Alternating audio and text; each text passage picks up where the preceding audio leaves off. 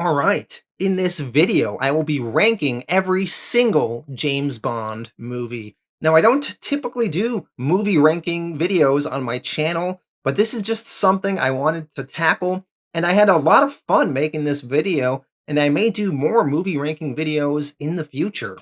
So, about a year ago, I just decided I wanted to watch all the James Bond movies. I've only seen maybe 10 or so of them, and there are about 25 of them, so I wanted an excuse to finally force myself to watch them all, and I wanted to put together a definitive James Bond ranking list. And I feel I have done that in this video and done a pretty good job on this list. Now, I initially planned to release this video about 7 or 8 months or so ago. I wanted to time it with the release of the new James Bond film, No Time to Die, but that film kept getting its release date pushed back. Well, it is now finally upon us. It is coming out in a few weeks, so I feel like it is a good time to finally get this James Bond ranking list out there. Now, this is a very long video at over 2 hours long, but I am going to be covering 25 movies, and I spend about 3 to 5 minutes on each film. I'm going to be covering the movies in chronological order, so that way we can see how the Bond films evolved and changed over time. So I think that is going to be pretty interesting, and I'm going to be ranking the movies as I go along through the series. Every film, I'm going to be talking about the overall plot, how good the Bond actor was in the film, how cool the villain was, how sexy the Bond girl was, as well as pointing out random, stupid, funny, or cool moments in all of these films. Now, I really took these rankings seriously, okay? My process was I would watch the movie, I would make notes, write a little review, and then I would rank it as I went along, and I spent like a good 5, 10 to 15 minutes thinking about the ranking of all of these movies as I went through it. So, I think I really got a definitive list here. Now, all the movies I talk about are timestamped within the video, so you can just jump to me talking about a specific film if you want. But let's dive into it, kicking it off with the very first James Bond film, Dr. No. The first official Bond film, Dr. No from 1962, starring Sean Connery as Bond. This would be his first of 7 appearances as Bond. This film is directed by Terrence Young, his first of 3. So from 1962, this is the film that started it all, and considering it is the first, it is amazing how it established so many of the tropes that made Bond what it is today. The title sequence, the theme song, the exotic locations, the disabled, slightly racist villain, the sexy Bond girl, etc.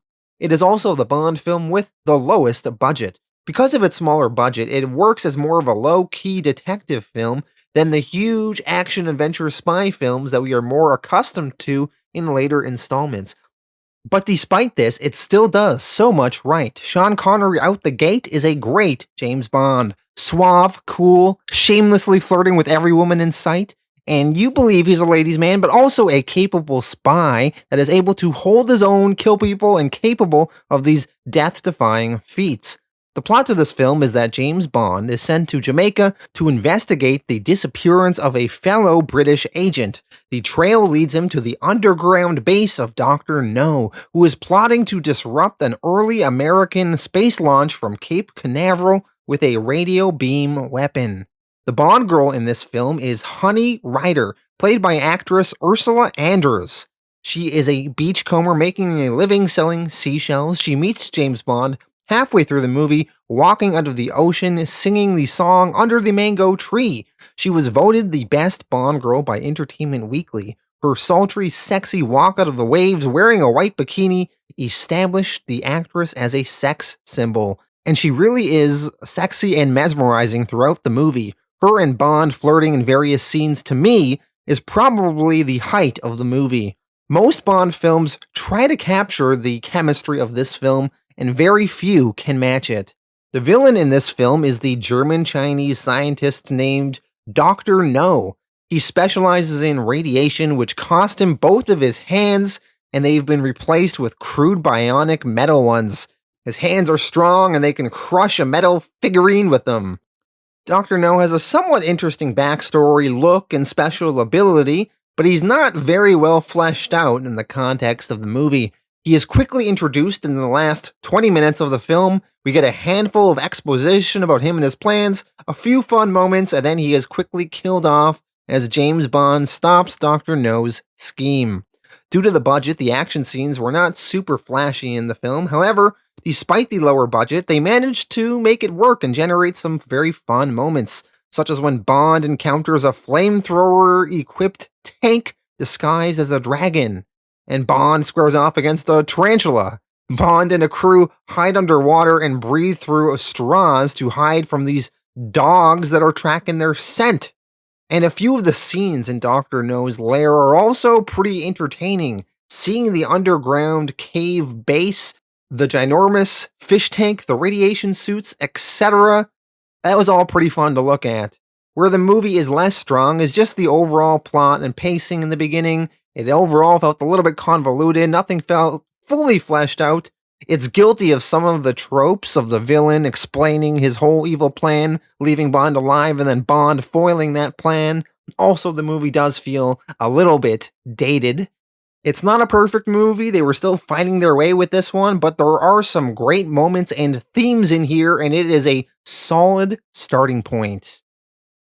Alright, the second official James Bond film from 1963, From Russia with Love. This is Sean Connery's second outing as Bond, and Terrence Young's second direction of a Bond movie. This film is an improvement from Dr. No in almost every single way. In this film, Bond is sent to assist in the defection of a Soviet clerk named Titania Romanova in Turkey, where the group Spectre plans to avenge Bond's killing of Dr. No from the first film. This film has a much more well-plotted script than Dr. No, has a lot of Russian Cold War intrigue, people spying on Bond in his hotel room, Soviets all around. That Cold War angle really adds to the movie. The Bond girl in the film, Tatiana Romanova, she's a Russian Soviet agent who is defecting. She is not my favorite Bond girl. She's not super engaging or captivating like some of the other Bond girls we're going to have in the series, but she's a solid mid-tier and she works for the plot. Now, Ernst Stravo Blofeld, otherwise known as Number 1, makes his first appearance in this film as the villain. He is the mysterious head of Spectre. And what makes him all the more imposing in this film is that we don't even get to see his face, just his lower body petting a white cat and giving orders. We wouldn't get the payoff of actually seeing Ernst Stravo Blofeld's character's face until several movies later, but still, even though you don't see him, he is a very compelling villain, and he almost works better the less we see of him. And to me, when done right, Blofeld is probably the most iconic Bond villain ever. In fact, he's the inspiration for Dr. Evil in the Austin Powers movies. Aside from him, we also get the great villain Rosa Klebb, Spectre's number 3.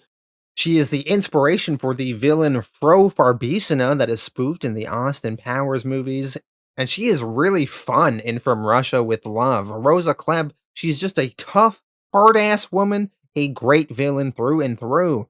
There's also Kronstein, Spectre's number 5, a Czechoslovakian chess master, a great strategist. He's smart, cunning, and I thought a good addition to the film, although he wasn't in it as much as I would have wanted him to. And the other compelling villain in this movie is Donald Red Grant, a Spectre assassin played by Robert Shaw, who is hunting Bond this film, and he is also very imposing anytime you see him on screen. So we had a great stable of villains this film. Blofeld and his sidekicks, fantastic. Alright, going into some more of the plot details, there's a section of the movie that takes place at a gypsy camp, which feels pointless and goes on for what feels like too long, and maybe feels a little bit exploitive in the way these two gypsy women in scantily clad clothes fight over Bond's love. There's another section of the movie that takes place on the Orient Express train, though, and that is where the movie really shines. Bond and the Bond girl Tatiana pretending to be husband and wife on the train, hiding from Spectre agents looking for them, and the tension that goes on the train is very entertaining. And we lead out of that into a helicopter and boat attack, so all very fun stuff. We also get dagger shoes laced with poison used by the bad guys, which is a fun gadget to see play out. So there's a lot to like in this film, and it easily ranks above a Doctor No for me. So currently, this is the number one to beat. All right, now the third official James Bond film from 1964, Goldfinger. This is Sean Connery's third outing as Bond, and Guy Hamilton directed this film, and this is his first of four Bond films. And this is gotta be one of the best Bond movies. The plot in this film is that Bond is investigating gold smuggling by gold magnate Auric Goldfinger, and he eventually uncovers Goldfinger's plans to contaminate the United States gold depository at Fort Knox. The overall story in this movie is very compelling, and the villain's plot is actually kind of clever when we get into it, and there are some real twists to the story. Everything in this film is just A tier. The intro credit theme song, Goldfinger by Shirley Bassey, is super catchy, probably the best intro theme song of any Bond film. Pussy Galore is the Bond girl in this movie. She's beautiful. She has a ridiculously sexist name. Who names their daughter Pussy? And then her last name too, Galore. Just ridiculous through and through, but very fun. She is capable. She's a pilot. She can fight. She's tough. She has a little bit more to her character than other Bond girls typically get. So she's just a grade A tier Bond girl. Auric Goldfinger is a fantastic villain. He's obsessed with gold. He hates losing. He cheats at games like gin and golf. One of his henchmen is Oddjob, and he too is fantastic. The silent, lethal Korean manservant who throws his hat, decapitating his victims with it. Love it.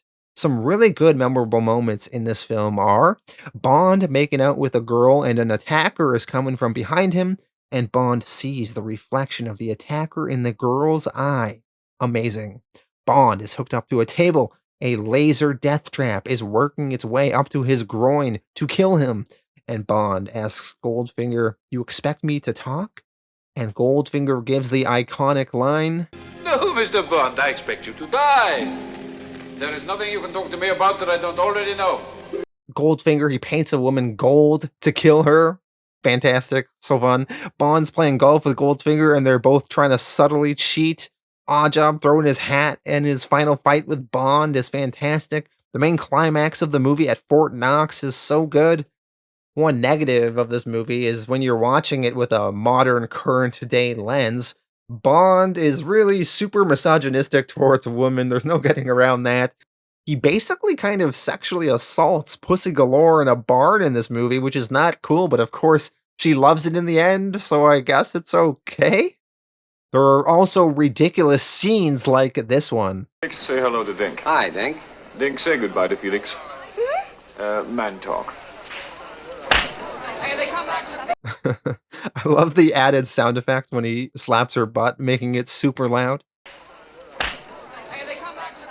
Although Bond's sexual misogyny is a little bit much by 2020 standards, I guess it is a product of its time. Putting that aside though, what more is there to say? Goldfinger has it all, has a compelling story, fantastic villains, a great Bond girl, some really memorable scenes, and there's a reason this is at the top of most people's Bond lists, and this is going to be my current number one above From Russia with Love.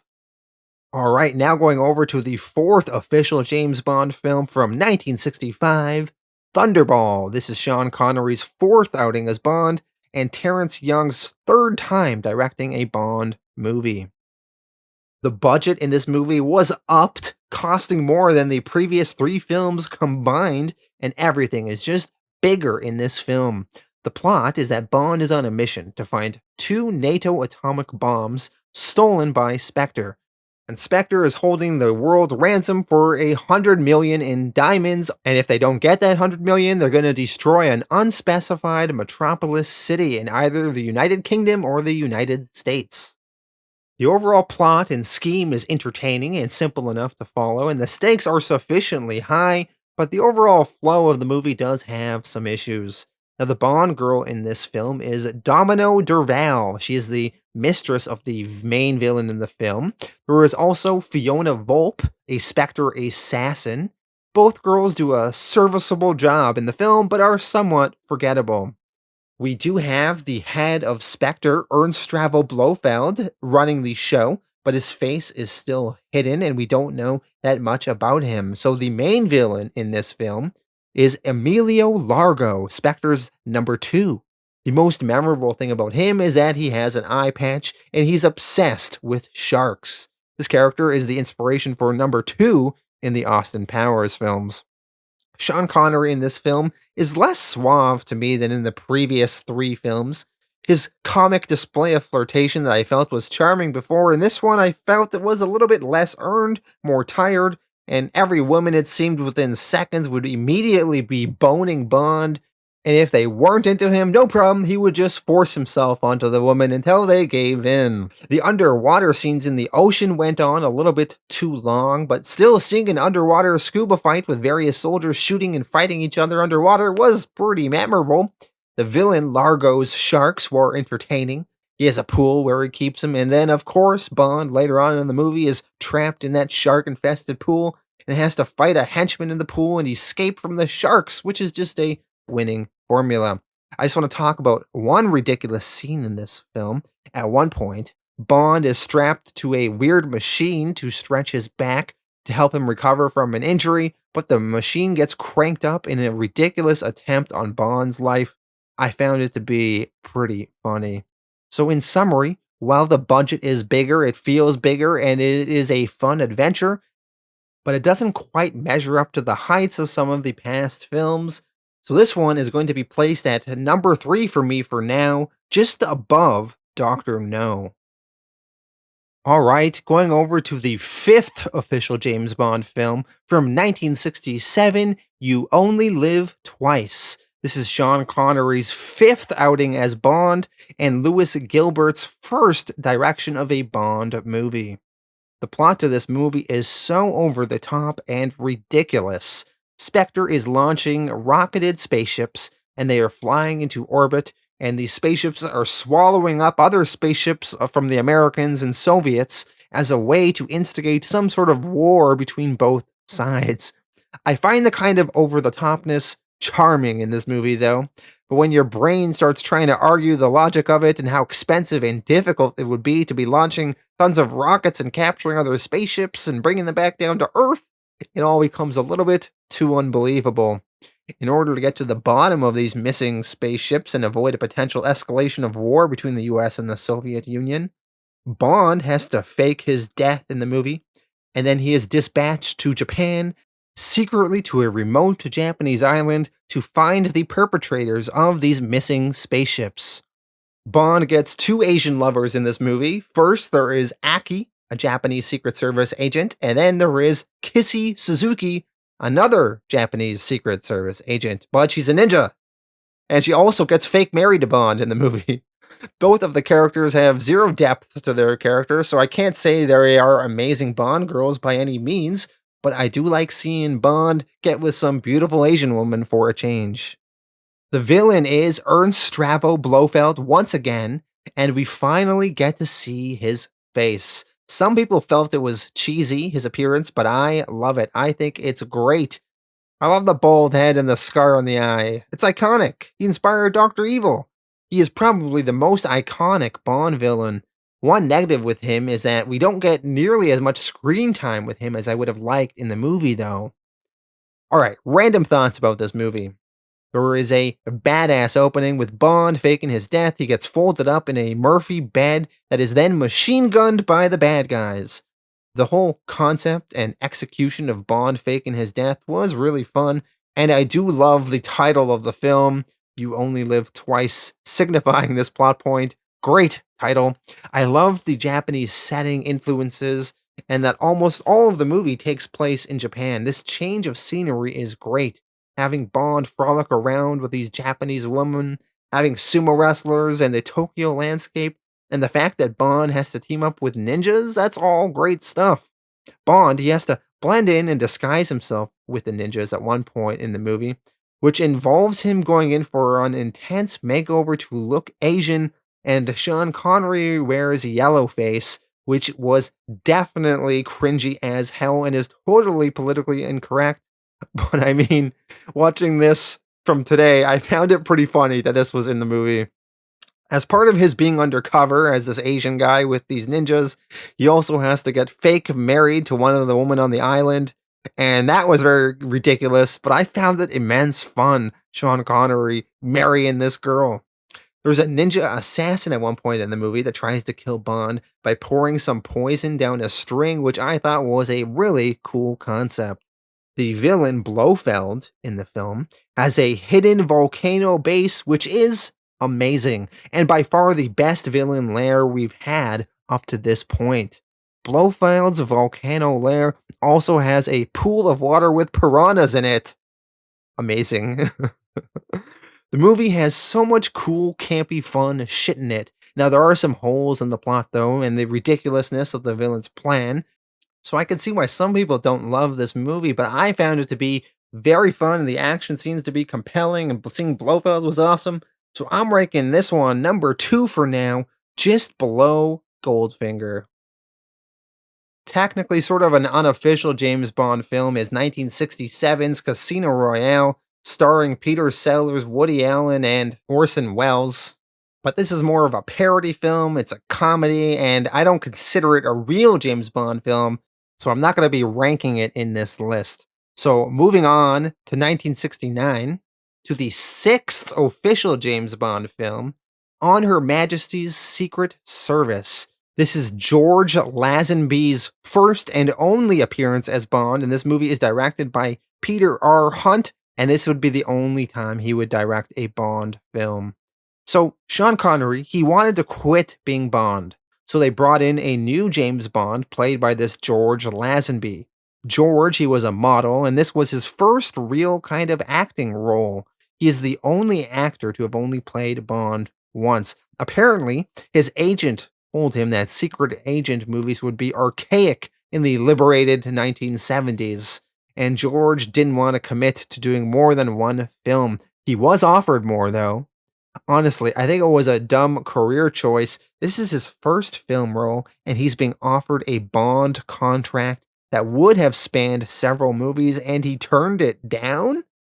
Anyway, the director Peter Hunt, he worked as the film editor and second unit director on the previous films in the series, and the producers promised him he could direct. So this was his first directed movie. So we have a new Bond, a newish director, so off the bat, this film isn't super promising. Now, while I didn't love the movie, it's not as bad as one would fear. There are some definitely enjoyable aspects of the film.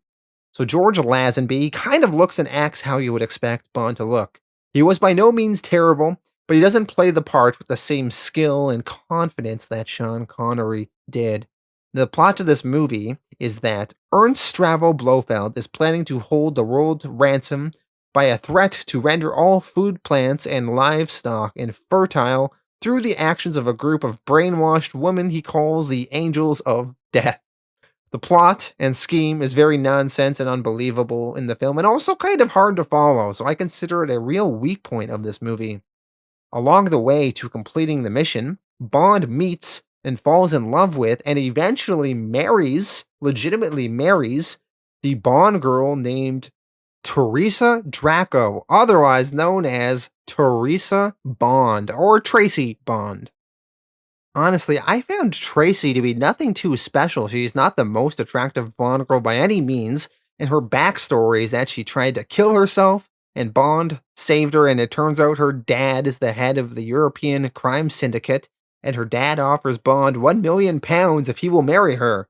And Bond refuses, but agrees to continue romancing Tracy if the European crime lord would reveal the whereabouts of Blofeld, the head of Spectre.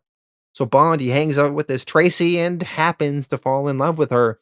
I never really bought their chemistry or relationship in the film, and at the end of the movie, they get married in a real marriage, and I couldn't believe that Bond, out of all the women that he has been with, would pick this girl and fall in love with her. Also, after seeing Sean Connery banging every woman in sight, I could just not buy into Bond choosing to get married. Bond is too much of a ladies' man to stick to one girl, at least with the way he's being portrayed. It just didn't seem true to his character that he would end up with this woman at all.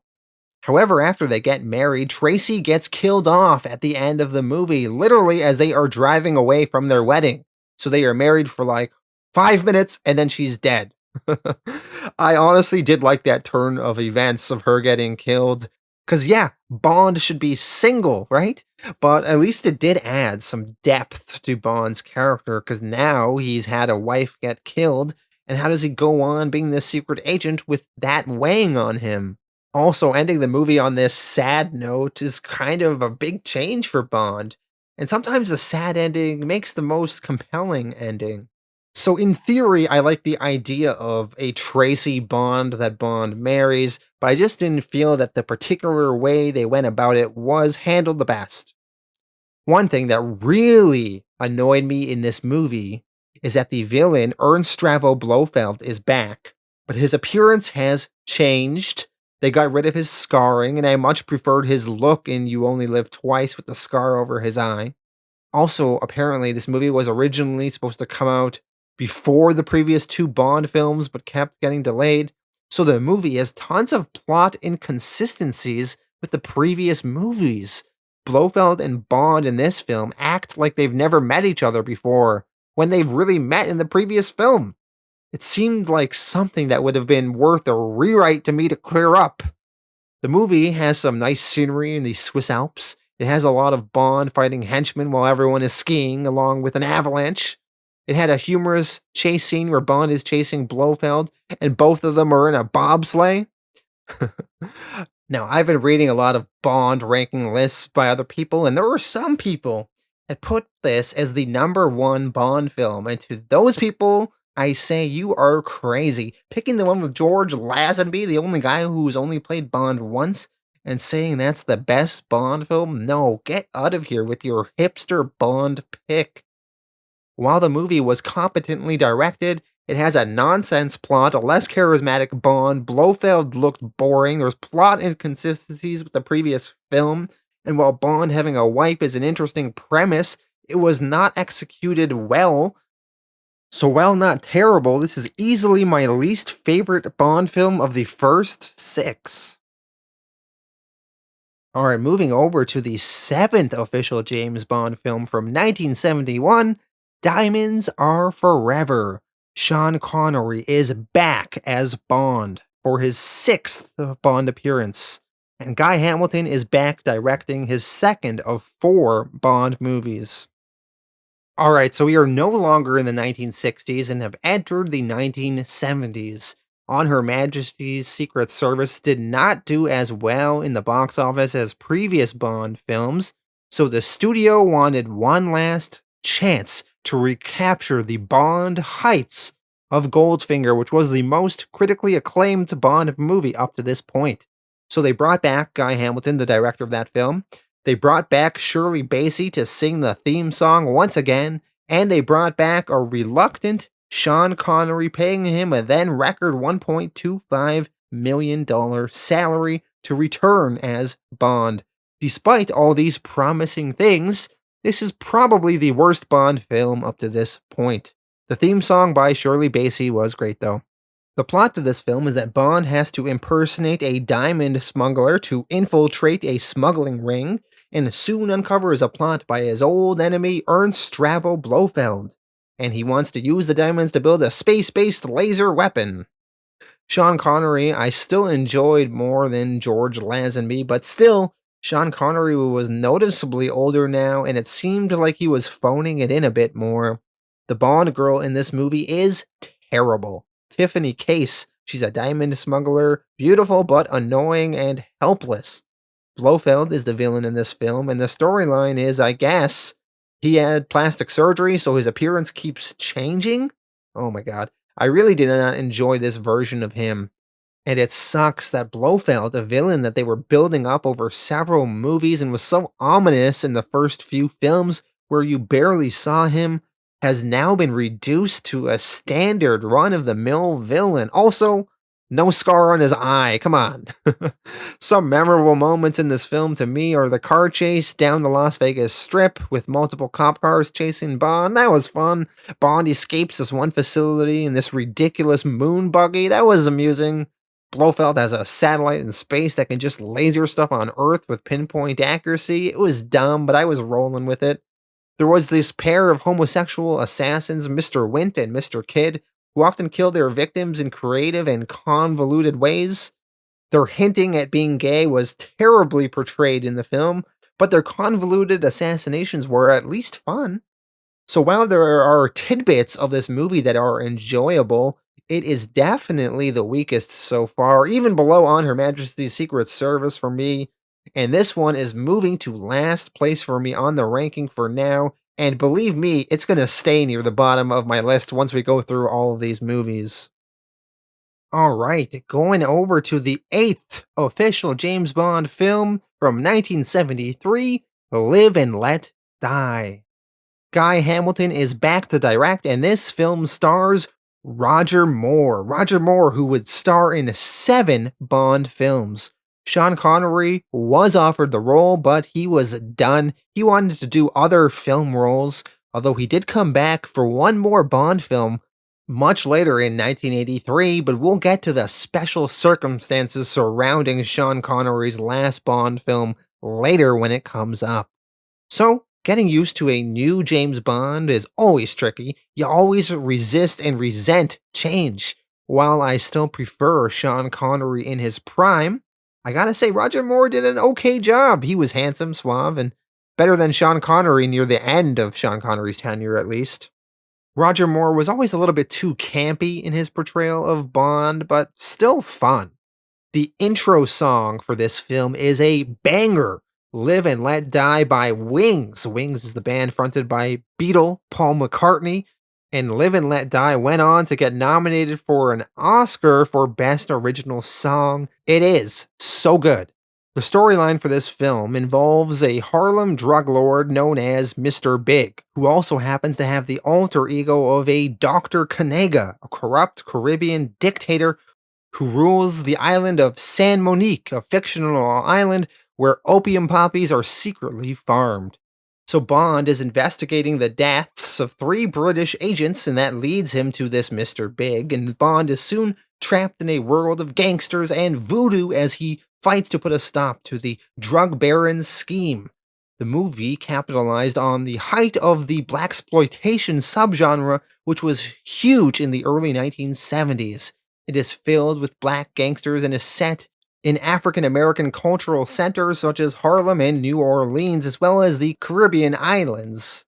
It was also the first James Bond film to feature an African American Bond girl romantically involved with Bond. She was named Rosie Carver.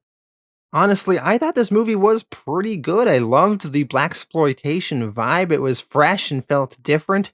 I liked Rosie Carver. She was a young secret agent trying to prove herself.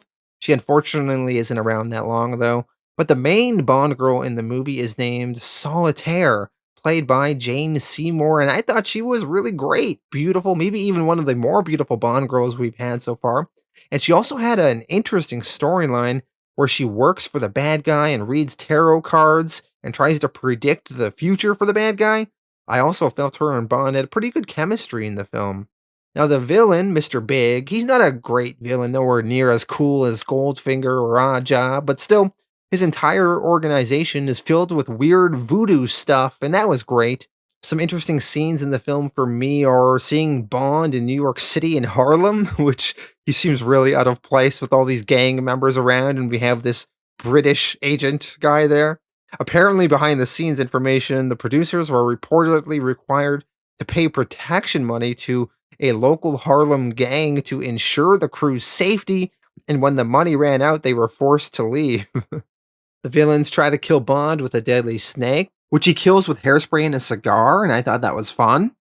Bond, he has to get away from crocodiles by jumping across them. That was really fun. There was a speedboat scene that was pretty good, although it included this dumb, bigoted, racist Louisiana sheriff named Sheriff John Wayne Pepper. who was played for comic relief, and frankly, I didn't find him that funny at all, and he just felt terribly out of place. Just this goofy redneck character, he was terrible. There was this weird compressed gas pellet used in shark guns, and Bond uses it and causes the main bad guy's body to inflate and explode. I didn't really understand what was going on there, but it looked cool. The movie impressed me, not enough to surpass Sean Connery's best films, but I'm gonna put it above On Her Majesty's Secret Service and Diamonds Are Forever for me. All right, jumping over to the ninth official James Bond film from 1974, The Man with the Golden Gun. This is Roger Moore's second outing as Bond, and this is Guy Hamilton's fourth time directing a Bond movie, and it will be his last. The storyline in this film has Bond sent after a device called the Solace agitator, a breakthrough technological solution to the energy crisis. He faces an assassin named Francisco Scaramanga, otherwise known as the Man with the Golden Gun. Overall, the plot is middling, forgettable, and it doesn't matter. Bond is after a MacGuffin in the form of this Solex agitator device and travels to random exotic places. The Bond girl is Mary Goodnight, and I found her to be pretty cute. She looks great in a bikini. I liked her fawning over Bond, but her characterization is really shallow. She is a fellow agent and Bond's assistant, and she was written to be a dumb, ditzy blonde with not much else to her, and Bond is always a little bit dismissive and patronizing to her, so I have to consider her one of the weaker Bond girls in the entire series. The main villain, Francisco Scaramanga, he has 3 nipples, which apparently is a big plot point in the film. At one point, Bond wears a fake nipple as a way to pretend that he is this Scaramanga. Scaramanga is also known as the Man with the Golden Gun, but he doesn't look super intimidating to me, but he is a capable villain with a reputation as Bond's alter ego, a supervillain of the stature of Bond himself, so that's kind of interesting. The movie climaxes with a duel between the two, leading into a funhouse on a deserted island, which was pretty exciting to me. While Scaramanga is not the best villain, he has a cool concept behind him. He also has a golden gun, which, let's face it, is a cool prop. A golden gun, that just sounds cool as hell. Also, how can we talk about Bond villains in this film without mentioning the most diabolical of all? Knick-Knack, Scaramanga's dwarf manservant and accomplice. Knick-Knack is played by Hervé Villechaize, who would go on to play Tattoo in the Fantasy Island TV show later on in the 1970s, and I really enjoyed watching him in this movie. The novelty factor of Bond fighting a dwarf is just really amusing to me, so I really liked the villains in this film. Majority of the film was shot in Thailand and Hong Kong, and the exotic locations of that did lead to some nice, exciting scenery. This movie tried to capitalize on the martial arts genre that was really popular at the time, so they did have some fun with that, but it felt really crowbarred in rather than being woven into the plot in a smart way. But still, we had some martial arts fighting, so that's something. A car changes into a plane in the film, so that was fun to see. The dumb, cringy, unfunny redneck sheriff from the last movie, Sheriff John Wayne Pepper, is back for some reason. He is apparently vacationing in Bangkok, and he somehow ends up in a high-speed chase as Bond's passenger. So Bond's driving the car chasing the bad guy, and the sheriff is in the car with him. It's so dumb and random and cringy and bad. So while Bond is driving, the sheriff is making stupid comments and hooting and hollering. Sheriff J.W. Pepper is a terrible character, and this movie does lose some major points with me because of him. But you gotta admire the persistence of the Bond movies committing to this terrible character and putting him in 2 movies. There was a really cool scene where Bond drove a car, leaping a broken bridge and spinning around 360 degrees in midair, doing an aerial twist, landing on the other side of the bridge. Now, this was a time before CGI, so it's kind of impressive how it was pulled off because someone actually had to drive and perform this jump. Although the movie edited in a slide whistle sound effect over the stunt,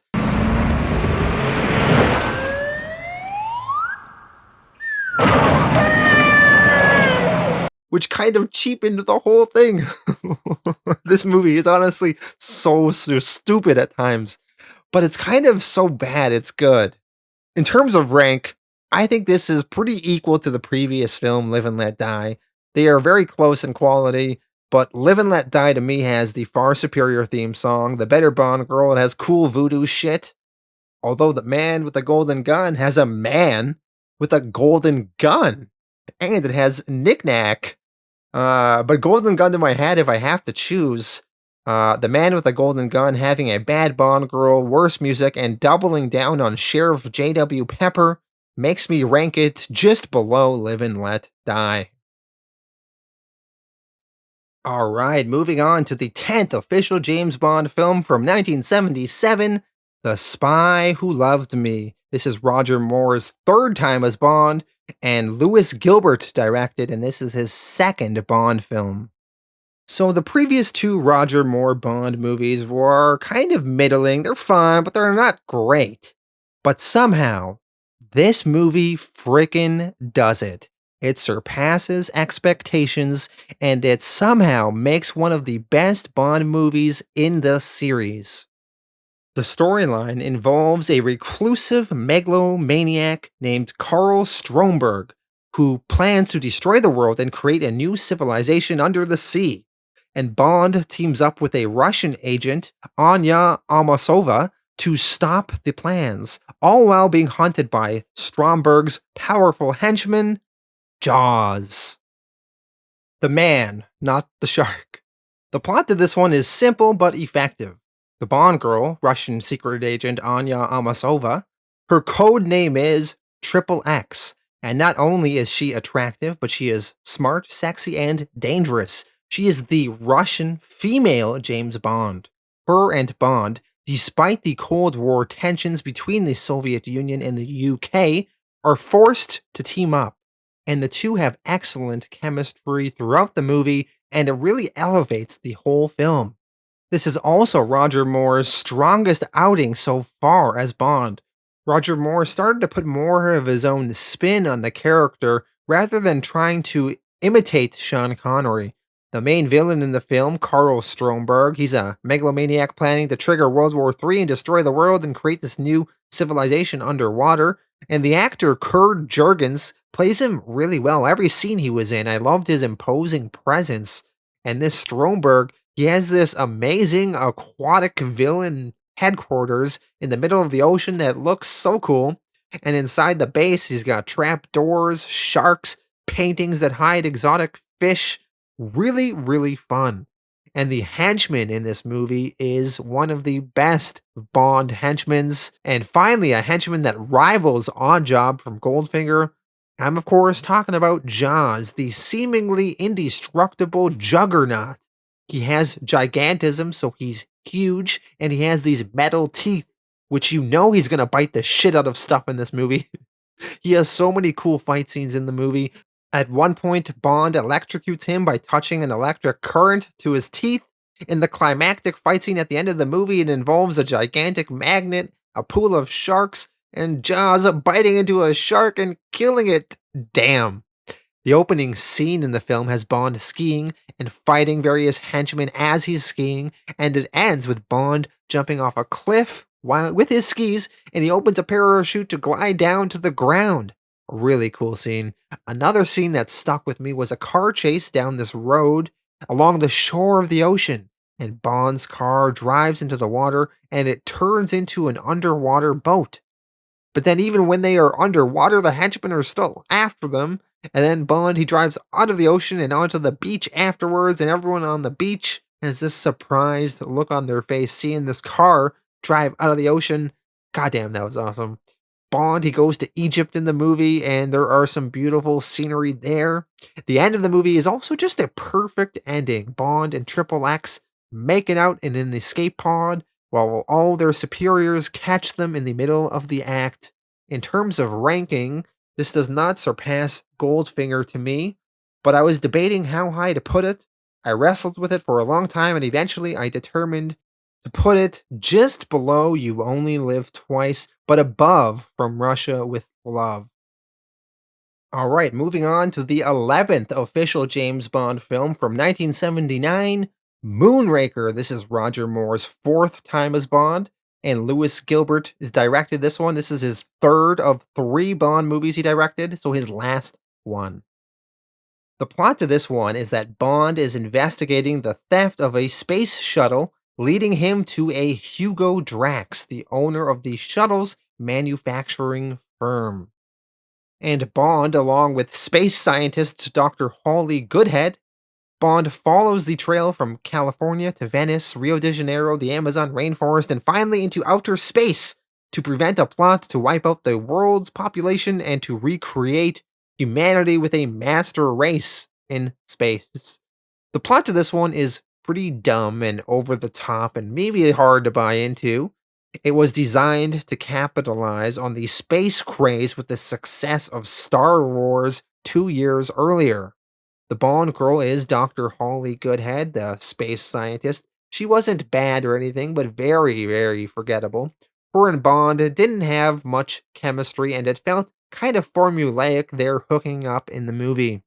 Last movie, I felt a real plot-driven reason for Bond to be hooking up with that Russian agent, Anya Amasova. Whereas in this movie, it felt like, well, you have to have Bond hook up with the hot girl and a banger, so there's this girl, and then immediately they start kissing and making out, it seems. No build-up, the relationship did not feel earned at all. The villain, Hugo Drax, is a rich industrialist who wants to colonize space with a master race of his choosing. He was okay, felt kind of formulaic, weird, insane villain, put him in those Nero Mao suit jackets, same as Dr. No and Blofeld wore, and go. Jaws, he's back. People loved him so much they brought him back, and I loved him last movie, so I was happy to see him return, although he's not as imposing as he was in the last film, and the movie gives him a redemption arc, gives him a love interest, and turns him into a good guy at the end of the movie, which doesn't really fully work. Here's the thing with Moonraker. It is not a great movie. The writing and characterization is mediocre and formulaic, and a lot of people consider this one of the worst Bond films ever. I disagree, though. This movie's more mid-tier for me. This movie had a monster budget for the time. It was the most expensive Bond movie made up to this point. More than double the budget of The Spy Who Loved Me. And when you adjust for inflation, not until the mid-90s with Pierce Brosnan would a James Bond film ever cost more than this. And you can see the money being spent on the screen. Even though it's the 1970s, visually, this movie is a spectacle to see. Some memorable scenes to me, there's one that's a skydive parachute fight to open the film where Bond is thrown out of a plane with no parachute and has to grab one from another man with a parachute who's already on his way down, leading to an in-air fight. Epic stuff.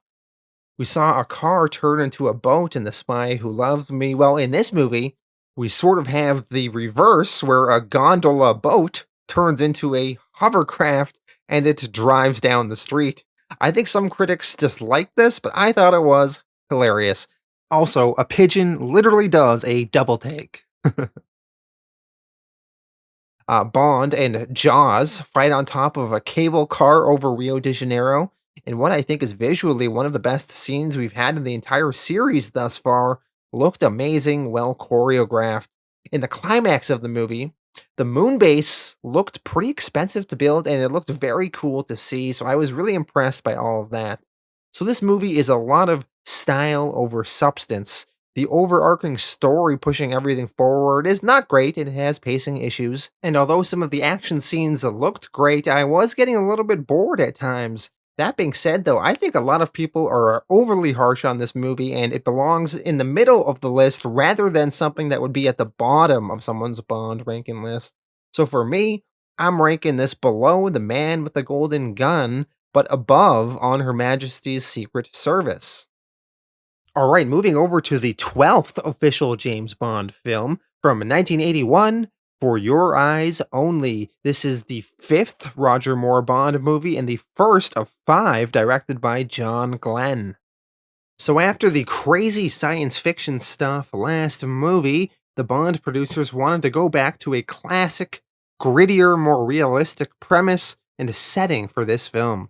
The plot to this movie has Bond attempting to locate a missile command system which is at the bottom of a crashed submarine. The plot is super basic. Basically, Bond has to retrieve a MacGuffin, and that's it. The main Bond girl is Melina Havelock. She's the daughter of a marine archaeologist whose parents were murdered, and she's trying to avenge them. She was fine, but completely bland and forgettable. The main villain is a Greek businessman who is also very bland and forgettable. There is a henchman in the movie named Eric Kreigler, who is an East German Olympic class biathlete. You know, he's doing that sport where they ski and shoot. He was okay, I guess. I mean, it's Bond going up against an Olympic athlete, so that's something. And a lot of this movie takes place in the snow. So the fact he's a Winter Olympic athlete gives him a little bit of an edge. Let's go through some interesting scenes in this film. The opening has Bond in a helicopter that is remotely taken over by Blofeld, who is tormenting Bond and is going to remotely crash the helicopter that Bond is in. But Bond manages to take back over the helicopter, though, save his life, and then kill Blofeld, who is in a wheelchair, by using the copter to pick Blofeld up and drop him out of the sky. So behind the scene info here, the movie producers lost the rights to use the Blofeld character, so they just had him in a wheelchair and gave him a cat and implied it was Blofeld, but they never stated so they were allowed to do it. Anyway, it was ridiculous and kind of dumb, and they only used him for that opening scene. Something that really made me laugh is that later on in the film, they had a machine called a 3D visual identigraph, which is hilariously basic when I'm watching this 40 years later now. So Bond gives Q a vague description of the villain he saw, and this machine manages to search the person out of various police databases based on this crude drawing, and it's able to spit out an answer and tell Bond who this villain is. So I thought it was funny. Oh man, the technology back then. This movie should just be called James Bond Winter Games, because there is so much winter sports in it. There's a figure skater who has a crush on James Bond. There is tons of skiing in the film, all kinds, cross country, downhill, that one where you do a big jump. There's even bobsledding. There's even ice hockey assassins trying to body check Bond to death. Later on in the movie, when we're finally out of the snow, now we're in the water. So we have a clunky scuba fight under the sea. And then we have the classic move where rather than kill Bond and the Bond girl, the villain has to do the convoluted thing where they tie Bond and the girl up with a rope, and they decide to drag them through the water on a boat, which of course fails and Bond and the girl escape. At the climax of the movie, Bond is rock climbing a mountain and has some close calls, and that was okay, I guess. That was probably the peak of entertainment in this film. This movie is just uninspired. It has a mediocre song, mediocre Bond girl, mediocre villain. The plot and action scenes were not cool enough to save it. I'm ranking this near the bottom of the list, just above Diamonds Are Forever, because the movie did have better stunts than that film, but man, did I dislike For Your Eyes Only. Alright, moving on to the 13th official James Bond film from 1983, Octopussy. Probably wins the award for funniest James Bond title. This is Roger Moore's sixth Bond film and the second directed by John Glenn. So by this point, Roger Moore was getting older, perhaps pushing it, and he was getting too old to be Bond, but the studio kept really wanting him to return, especially because Sean Connery was coming back with another rival Bond movie this exact same year. More on that in a bit, though. The plot to this movie involves a Fabergé egg, and Bond is tasked of following a general who is stealing jewels and relics from the Soviet government, and this leads him to an Afghan prince named Kamal Khan and his associate, the jewel smuggler named Octopussy, and the discovery of a plot to force the disarmament in Western Europe with the use of a nuclear weapon. The main Bond girl in this film is the jewel smuggler and wealthy businesswoman named Octopussy. I like the character in concept, this rich criminal woman who runs a circus and owns her own island, this floating palace in which she lives with many beautiful women, but I don't know if it was the best casting for the role. I didn't love the actress's chemistry with Bond. I did like her assistant henchwoman, though, named Magda. There was this scene where this Magda escapes from Bond with this Fabergé egg by tying her dress to the balcony and jumping off and using her dress's unraveling to safely lower herself to the ground. I thought that was pretty clever and fun to see. The villains in this movie are this Kamal Khan, an exiled Afghan prince. There's Gobinda, an Indian henchman, and General Orlov, a Soviet general. All of them very basic. The movie takes place in India, a location that we have not seen before in the world of Bond. The busy streets and the colorful scenery are great fun. It's a great, unique setting for a Bond film, and they make sure to utilize it as much as they can. There are some train action scenes which I thought were very entertaining to watch, as well as the climax taking place on a small plane where Bond is hanging on it from the outside. I was captivated by that. Sometimes I like when Bond gets silly and campy, and sometimes it annoys me. Bond, in this movie, he has a fake electronic alligator he uses to get around stealthily. He dresses in a gorilla outfit at one point. He swings from a tree and does a Tarzan yell. And he dresses as a clown near the end of the movie and is at the circus and has to defuse a bomb as a clown. When you put it all together, it is perhaps a little bit too ridiculous and kind of uncool for Bond to be in these kind of situations. The overall plot is kind of convoluted and confusing. The Bond girl and the villains are middling, and the film is also just a little bit too long. So I'm ranking this one near the bottom, but I'm still putting it above for your eyes only. Alright, this next Bond movie falls under a very unique situation. So the next movie is also from 1983, Never Say Never Again, and this is considered an unofficial James Bond film. Sean Connery is back as Bond for his seventh and final time, and this film is directed by Irvin Kershner. So, what is the deal with this movie? So, Sean Connery, he's back as Bond. It's 12 years since he last played Bond in Diamonds Are Forever. And this movie came out in 1983, the exact same year as Octopussy did, so there were rival James Bond movies this year. And here's the convoluted explanation as to why. So all the other Bond movies before this were produced by a company called Eon Productions, who bought the film rights to the character James Bond as written in the novels by Ian Fleming. Ian Fleming wrote the Bond books, but in the 1950s, before Bond was ever a movie, Ian Fleming asked a man named Kevin McClory to help write a movie script of Bond. McClory agreed, and he wrote a script called Thunderball. And in Thunderball, he invented the character of Ernst Stravo Blofeld and of the villain organization Spectre. Well, Ian Fleming wrote a book called Thunderball, published in 1961, based on the draft of the movie script Thunderball, which Kevin McClory wrote, and Ian Fleming didn't credit Kevin in that novel. And that was a big mistake, because Kevin sued Ian Fleming, and in court, Fleming admitted that he based the novel on Kevin's script. So Kevin McClory in court won the movie rights to Thunderball, which contained the rights to the characters of Ernst Stravo Blofeld and the organization Spectre. So in the 60s, Eon Productions in 1965 bought a 10-year license to the rights to Thunderball, on top of the normal James Bond rights they had from Ian Fleming. And they utilized those rights, with Blofeld and Spectre appearing in a lot of the future films for the next decade.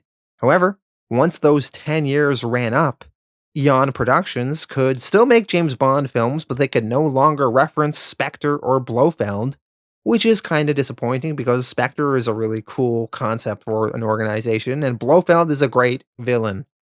After those 10 years, Kevin McClory, he had the movie rights to Thunderball back, and even though he didn't invent the character of James Bond, he had the rights to remake Thunderball if he wanted to, which contained James Bond. Thereby, he had the rights to make his own James Bond movie if he wanted to. So finally, after a few more lawsuits and years of trying, he convinced Sean Connery to come back as Bond, and together they made the movie Never Say Never Again, which is a remake of Thunderball. So because this movie is not produced by Eon Productions and is kind of unofficial, they did not have the rights to the iconic James Bond theme song that we usually hear throughout the movie, or the gun barrel sequence that they usually use to start the movie. Also, when the DVD collections were sold of the James Bond films over the years, Never Say Never Again was often not included. I found all this legal battle stuff pretty fascinating and kind of ridiculous. Anyway, Kevin died in 2006, and in 2013, his family agreed to return those rights of Thunderball to MGM, the creators of the official James Bond films, which finally led to Spectre being able to be used in the James Bond canon once again, which led to the 2015 film Spectre. Anyway, enough divergence. Let's finally talk about the actual movie now. So, Never Say Never Again is a remake of Thunderball, and it follows a similar plotline to that film. In this one, an aging, older James Bond is brought back into action to investigate the theft of two nuclear weapons stolen by Spectre. Seeing this movie acknowledge Bond's older age and having it be a plot point rather than ignore it was kind of a great choice. There's a section of the movie where Bond visits a new age healing spa, and it was pretty fun. Now, Sean Connery, he looks old in the film. He was 52 at the time. But despite being older, he actually comes off better than he did in some of his earlier movies like Diamonds Are Forever, which he was not so great in. Maybe it was the break from the character that rejuvenated him and he no longer resented having to play Bond. Because despite being older, he looks like he's actually having fun again, and he was really charming in this. Sure, it may be hard to buy him pulling off the great stunts, but when it comes to being a suave spy and shamelessly hitting on the ladies or talking with the villains, he's pretty fantastic in this movie. We have a few villains in this. Ernst Strabo Blofeld is back, played by Max von Sydow, and Blofeld is kind of wasted in this movie, unfortunately, not nearly as great as some of the earlier appearances of the character, and he's barely in this. So we have kind of the main villain being this Maximilian Largo, a rich businessman, and he was fine in this. Really cool one moment and then really manic the next. There's the sexy Spectre assassin, Fatima Bluche. She was played by Playboy cover girl Barbara Carrera, and she was pretty great in this. She's this sadomasochistic murderer and snake wrangler. She's definitely over the top. I mean, look at this garbage bag outfit she's wearing. But it's all in good fun, her character. And she actually got nominated for a Golden Globe for Best Supporting Actress for the role, so she was very fun. The Bond girl in this movie is Kim Basinger as Domino, the girlfriend of mistress of this Maximilian Largo. She looked great in the movie, but I wouldn't say her performance was particularly memorable or had much depth. She finds out her brother dies in the movie, and despite just learning this, she pretty quickly falls into bed with Bond in what felt very unrealistic. In this movie, rather than playing poker or baccarat or something, this movie decided to have Bond and Largo play some weird-ass video game and gamble that way. I think the film was going for fresh and exciting with this video game scene, and I felt it came off very stupid, like, what the hell is this? Bond, he manages to beat a henchman in the movie in a fight using his own urine, which I found hilarious. So while the movie had an okay villain and a sexy female Bond assassin and a suave Sean Connery, it was a little bit long at 2 hours and 15 minutes, and did get a little bit boring in the end, and you start feeling that Bond fatigue of when will this be over. And the overall plot is pretty bare bones, and there's not much there. The intro song is terrible, and we don't have any of the typical James Bond theme song throughout. So for my personal ranking, this is going near the bottom. I'm putting it below Octopussy, but above For Your Eyes Only. Seeing as we have now finished all of the Sean Connery Bond movies, let's do a quick recap of my rank on those and why. So from worst to best, number 7, Diamonds Are Forever. Connery was older and seemed like he was having less fun and was over it.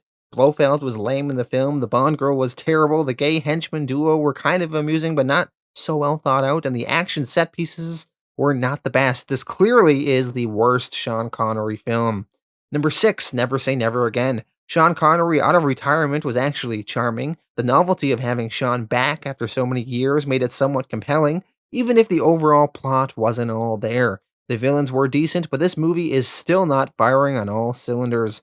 Number 5, Doctor No, the first movie. It probably had one of the most attractive Bond girls, and the movie just does so much right, but it doesn't match the awesomeness of the bigger, more expensive Bond movies. Number 4, Thunderball. It had sharks, underwater scuba battles, a villain with an eye patch. Classic. Number 3, From Russia with Love. Great villains, Cold War intrigue, an actually pretty good, compelling spy story, and the stuff on the Orient Express train was great. Number 2, You Only Live Twice. There's Bond in Japan, ninjas, a badass volcano lair, and the best version of Blofeld with his messed up eye. One of the best Bond films. And number 1, Goldfinger. Top tier everything. Top tier villains. Goldfinger, odd job, compelling, Bond girl, pussy galore, amazing theme song, great overall plot, a slew of super fun scenes, top tier Sean Connery as Bond. This is easily Sean Connery's best outing as Bond. Alright, continuing on with the list, we're jumping over to the 14th official James Bond film from 1985, A View to Kill. This is Roger Moore's 7th and final outing as Bond, and this film is directed by John Glenn, his 3rd Bond film. The plot of this film has Bond pitted against Max Zorn, who plans to destroy California's Silicon Valley. The theme song is kind of catchy for this one, Duran Duran's A View to Kill. The villain, Max Zorin, is played by Christopher Walken, a psychopathic industrialist who plans to destroy Silicon Valley to gain a monopoly in the microchip market. Maybe it's just because I love Christopher Walken, but I really enjoyed him in this movie, and I think he had a fun time playing this psychopath. His henchwoman and lover is Mayday. She seemingly possesses superhuman strength. She has a very unique, tough appearance, and I kind of enjoyed her in the movie. Also, great name for a Bond villain, Mayday. The Bond girl is Stacy Sutton, and she is the granddaughter of an oil tycoon whose company has been taken over by Zorin. I think she was pretty attractive, and she plays the damsel in distress fine, but there's nothing really super unique or amazing about her performance, though. Now, Roger Moore was 57 at the time that he finished this film, and his age definitely shows. James Bond, to me, should resemble someone in their early 30s, ideally, and Roger Moore pushing 60 is a little bit too much. Some memorable scenes for me in this film are a scene at the Eiffel Tower, complete with a parachuter jumping off the tower, and a chase through the streets of Paris. There's a horse racing scene where Bond is running this obstacle course with this horse, and the fences to the jump are being mechanically increased to make it harder for Bond to get through, and jockeys are trying to make Bond fall from his horse. I thought that was funny. There's a car chase scene through the streets of San Francisco in a stolen fire truck. That was good. The climax involves an airship and the Golden Gate Bridge in San Francisco, and what I felt was a pretty decent looking set piece to end the film on. So I didn't think this movie was that terrible. A lot of people have this near the bottom of their list. To me, I'm ranking this one just below Octopussy, but above Never Say Never Again and For Your Eyes Only. Alright, seeing as we have now finished all the Roger Moore Bond movies, let's quickly recap my rank on those and why. So from worst to best, number 7, For Your Eyes Only. This one just did not vibe with me at all. Bad villain, mediocre Bond girl, obsession with winter sports, just kind of boring. Great poster though, I will say that. Number 6, A View to Kill. Decent villain and female assassin, mediocre Bond girl though, and Roger Moore was way too old, middling overall story, but some cool scenes in Paris and San Francisco. Number 5, Octopussy. Hilarious name for a movie, but the villain and Bond girl were pretty basic, and this movie was super campy with Bond as a gorilla and a clown, but setting a large part of the movie in India did make it pretty enjoyable to me. Number 4, Moonraker. A little long, and the overall writing is kind of bad, and the villain and Bond girl are kind of mediocre, and Jaws turning into a good guy was kind of lame. But this movie makes up for it all with some really cool, expensive sets and very fun action scenes in Brazil and a whole segment in space. And I think this movie is not as bad as some people consider it. Number 3, The Man with the Golden Gun. Terrible, terrible Bond girl. Decent villain. The golden gun is cool. Knick Knack is really fun. Some fight scenes were great. Thailand and Hong Kong made for some cool scenery, but Sheriff J.W. Pepper ruins the movie for me, though. Number 2, Live and Let Die. Bond is in Harlem and New Orleans, and he's facing off against villains that practice voodoo and use tarot cards to predict the future. All this was a really cool change to the Bond formula. Okay villains and a decent Bond girl, amazing theme song, so lots of good stuff in this film. But my number 1 Roger Moore Bond movie is The Spy Who Loved Me. It had a top tier Bond girl in Triple X, the female Russian James Bond. The villains are top tier, this Carl Stromberg and his aquatic base. And Jaws is hands down one of the best bad guy henchmen. There's a compelling, well written overall story, some really fun action scenes. This is just top tier Bond overall and easily the best Roger Moore film, no question.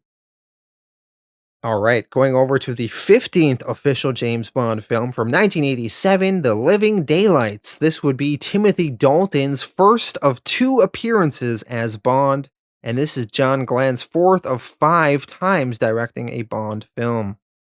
So, Roger Moore is out and Timothy Dalton is in. Fun fact, Pierce Brosnan was the preferred choice and he was offered the role and he accepted the role and the announcement was put out there to the media, but Pierce Brosnan was still starring in the NBC show called Remington Steele at the time.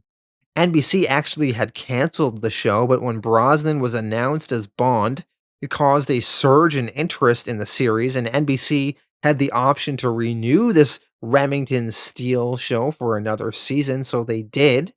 So the producer of the Bond films were pissed, and they withdrew the offer to Brosnan, stating that they didn't want their James Bond character associated with a contemporary television series on NBC.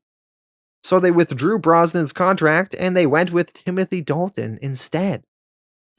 So imagine an alternate timeline where we had Pierce Brosnan being in 2 extra James Bond films.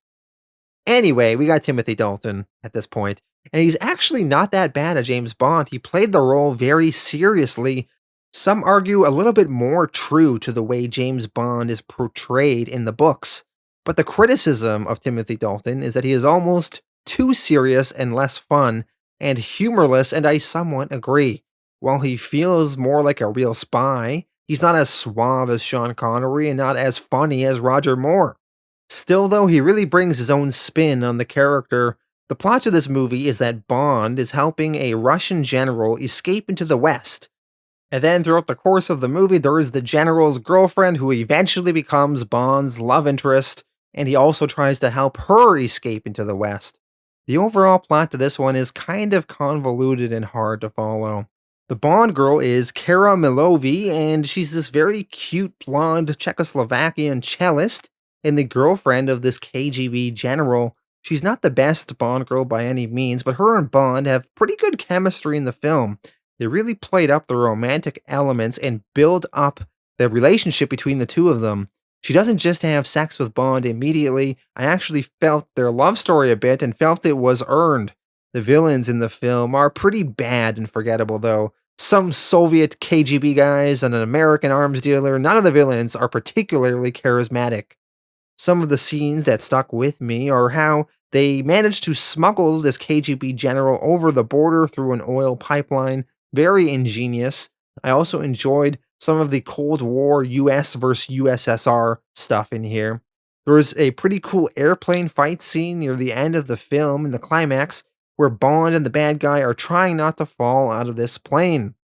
In terms of my overall rank, I'm surprisingly putting this one below Never Say Never Again. I had a little bit more fun in that movie and seeing the novelty of old Sean Connery, but I am putting it above For Your Eyes Only, which is my least favorite Roger Moore. as well as above Diamonds Are Forever, which is my least favorite Sean Connery. All right, now on to the 16th official James Bond film from 1989, License to Kill. This is Timothy Dalton's second and last appearance as Bond, and this is John Glenn's fifth and final time directing a Bond film.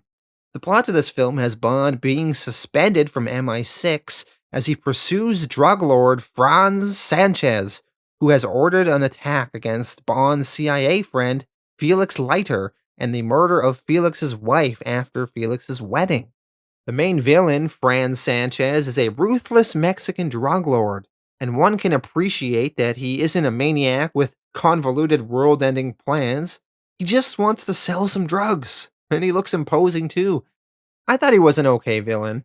The main Bond girl is Pam Bouvier, a CIA informer posing as a courier for the drug lord Franz Sanchez.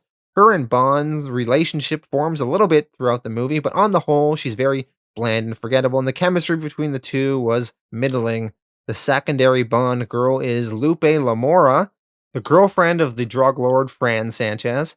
She looks beautiful with her red lipstick, and she is one of the few Latina Bond girls, but there is not much to her character, and she ends up falling for Bond and having sex with him in a way that feels unearned and unrealistic for the plot.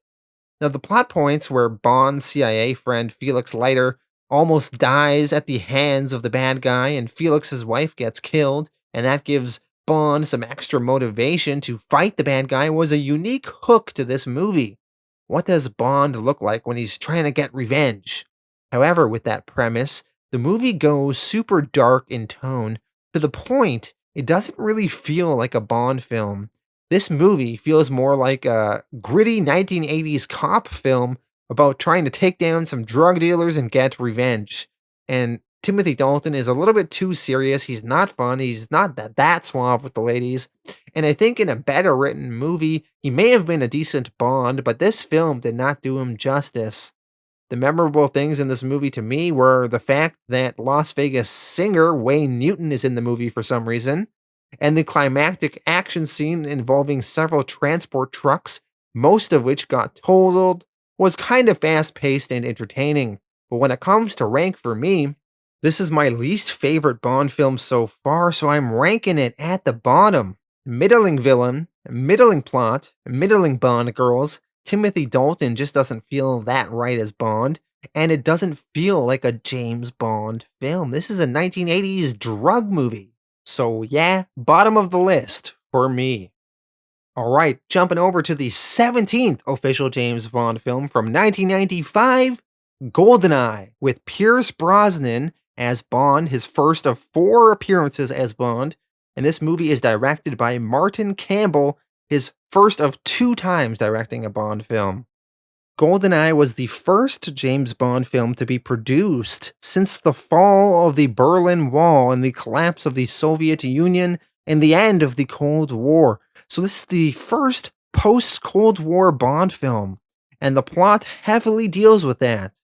GoldenEye, I also have to mention, was adapted into a video game on the N64, and I have to say, as someone who was 10 years old roughly when the game came out, GoldenEye was one of the biggest video games at the time.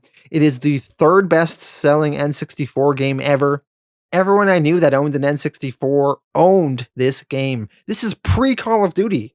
GoldenEye was one of the first big first-person shooter games on a console where you and 3 friends could shoot each other in multiplayer. Its impact on the video game industry was massive. Anyway, I'm here to talk about the film. And the plot of the film is that Bond fights to prevent an ex-MI6 agent from using a satellite weapon against London to cause a global financial meltdown. The story in this one is compelling, and I can actually follow along with it, whereas some Bond films are so convoluted you just tune out the story and watch the action. Considering this is the first post-Cold War Bond movie, this Bond movie probably deals with the Russians in the Cold War more than any of the previous films ever did, and it is all the better for it. The main villain is Alec Trevelyan, aka 006, Bond's peer. And he has gone rogue. The concept of a fellow 00 agent going bad was an effective one, and Alec is a really compelling villain because of it. Natalia Simonova is the main Bond girl. She's a computer programmer who gets mixed up in the bad guy's plot, and Bond has to work with her to save the world. She was decent and charming, but really, this movie is all about the other Bond girl, the assassin, Xenia Onatop. She is hands down one of the best Bond girls in the entire series. She's a fighter pilot and an assassin working with Alec Trevelyan. Her signature move is that she crushes and kills men with her thigh grip. So she'll seduce a man and then crush them between her legs. She's sexy, she's tough, she's evil. She has that Russian accent. She seems to be a sadist who loves and almost orgasms and gets hot from the pain of others. She also has a stupid, innuendo-laden name, Xenia Onatop, and I love her in this film. Now, Pierce Brosnan, he's an amazing James Bond. In my opinion, he is the best James Bond, at least in this film. And I think, in my opinion, he's also probably the most handsome Bond. I'm just saying. He has the hair, he has the look, he's suave as hell. I totally believe he is banging all these women and that they want him. And he's totally capable as being this charming spy and also being the badass action star killing people. He's funny and he can be serious. Pierce Brosnan is like if you took the suave ladies' manness of Connery, the funniness of Roger Moore, and the seriousness of Timothy Dalton, and combined it into the most handsome package. So yeah, Pierce Brosnan, amazing choice for Bond. Some memorable scenes to me in this film is the epic intro scene with Bond bungee jumping off of this dam and infiltrating this base with 006, and then this ridiculous escape where Bond's on a motorcycle, the getaway plane is ahead of him with no pilot, and it's hurtling off a cliff. The plane flies off the cliff and is going to crash into the ground. Bond is on his motorcycle, the Russians are shooting at him. He drives the motorcycle off the cliff and in midair manages to fall fast enough to catch up with the airplane. He gets into the plane and flies it to safety and gets away. Oh man, this is probably my all-time favorite stunt I've seen in a Bond film so far. It's so ridiculous. We got Bond in a tank in this movie. We also have a pretty fun climax at this satellite tower. Now, the movie is not perfect, though. It does drag a bit and is a little bit too long. And while all the action scenes are executed very well, you start to tune it all out after a while. And as much as I loved the film, I was getting Bond fatigue near the end of it and was bored in a little bit of places.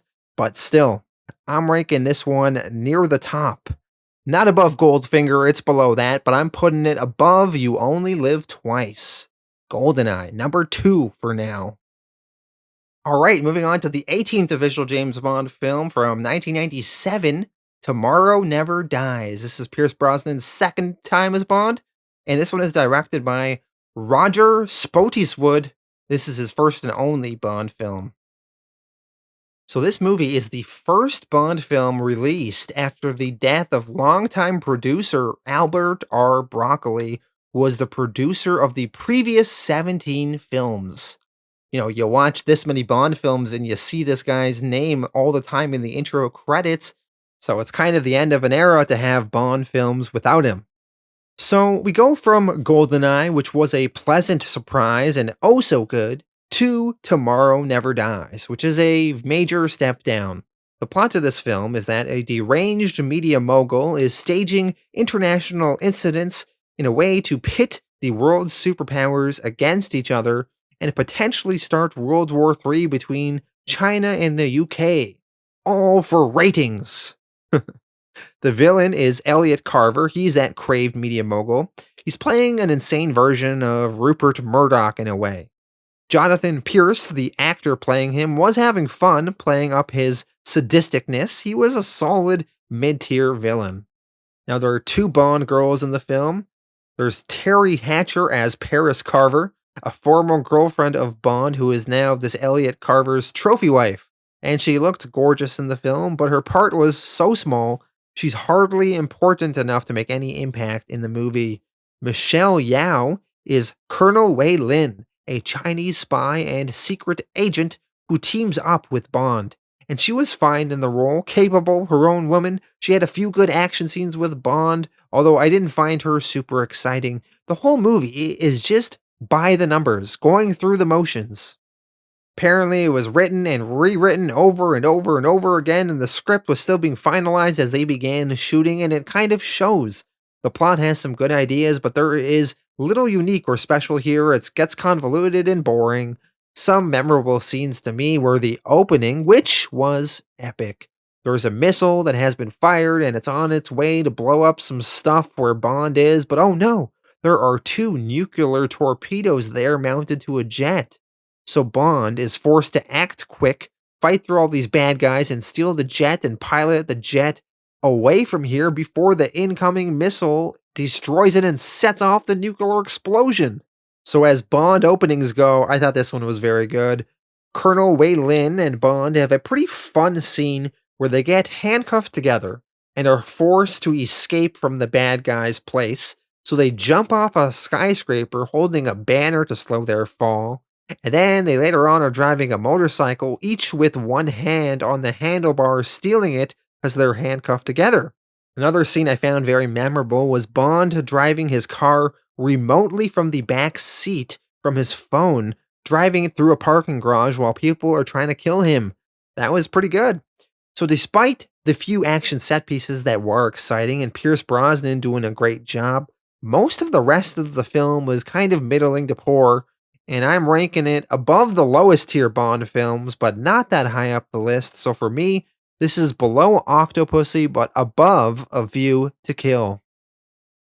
Okay, going over to the 19th official James Bond film from 1999, The World Is Not Enough. This is Pierce Brosnan's third time as Bond, and this one is directed by Michael Apted, his first and only time.